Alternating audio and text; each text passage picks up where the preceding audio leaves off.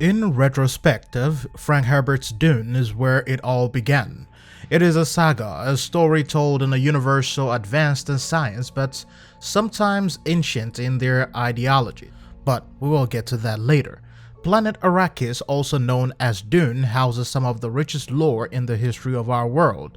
The Warm Gods of Destiny universe is nothing but the God Emperor of Dune. The Dune books have been the foundation for most major sci-fi games, movies, novels, and scientific theories that have become a reality today. Star Wars, Star Trek, Stargate, Valerian, Alien, Indiana Jones, Fifth Element, Warframe, Destiny, Mass Effect, Warhammer, and the list goes on. The truth is, we could sit for years trying to explain Dune because it's not even days or just months. I'm talking years because there are so many books that encapsulate the entire existence of the Dune universe. For there is no place to start. Every book is like an independent story yet still connect and is an intricate part of the previous books or the later one. There are precursors and then there are future books. Everything is all connected. Humanity had faced its series of wars or potential fallout. Dune is the beginning of a story that starts more than 2,000 years in our future. Year 10191, humans no longer just inhabit the planet Arrakis, also known as Dune, but have spread out through the universe either to salvage resources or just colonize a planet as their new home, or a satellite to Arrakis under the rule of the Emperor, which is also an inspiration for the modern-day Tatooine in Star Wars movies. Rule in Dune is not of one planet but an entire universe. You could fight for your share or perhaps a sector or half of it, which has been seen all across the books. The universe is ruled by Shaddam IV, the 81st Emperor, who rules with an iron fist through his own elite imperial forces, also known as the Imperial Sardaukar. While it is clear that this one emperor of House Corrino has all the power, it really didn't stop other houses from challenging the Supreme One or intend to take his place as rulers. Imagine all your favorite sci-fi and superhero movies combined into one.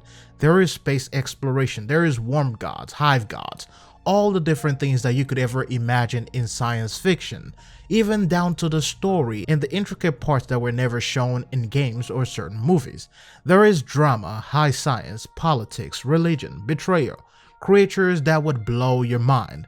Everyone is trying to seize control of Arrakis, which happened to be the only source of spice melange, the most valuable resource in the universe.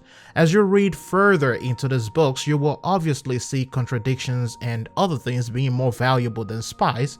Some in the earlier years of the saga or the story would have considered water to be more valuable or peace being more valuable. The truth is, all your favorite developers, writers, and directors have read or drew a lot of inspiration from Dune. The ones who say that they weren't influenced by Dune would have been influenced indirectly through study of other works that were inspired by the Dune saga itself. So indirectly, they've been influenced.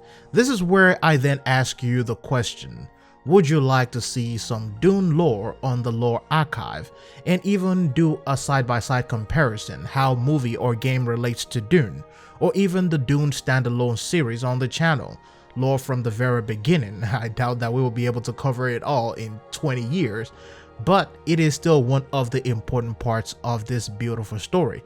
If you ever want to get into Dune, then I will suggest that you start with the first for a lot of people, and that one is called Dune. However, if you're looking for a perfect reading order, some of my colleagues in the lore community have been able to compile a list for me.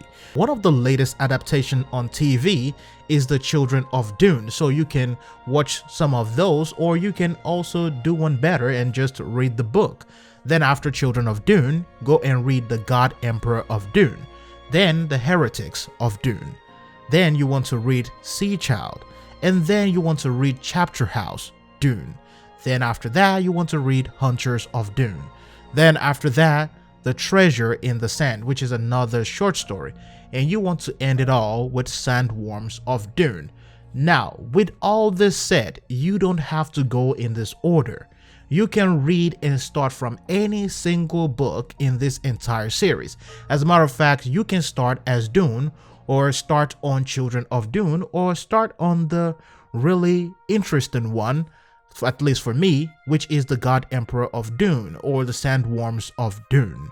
With all that said, I will still say start with Dune, which is, what you can call number 18 on the reading list. With all that said though, let me know your thoughts on this, as well as other lore entries on any game, Warframe, Warhammer, or anything that you would like to see on the channel.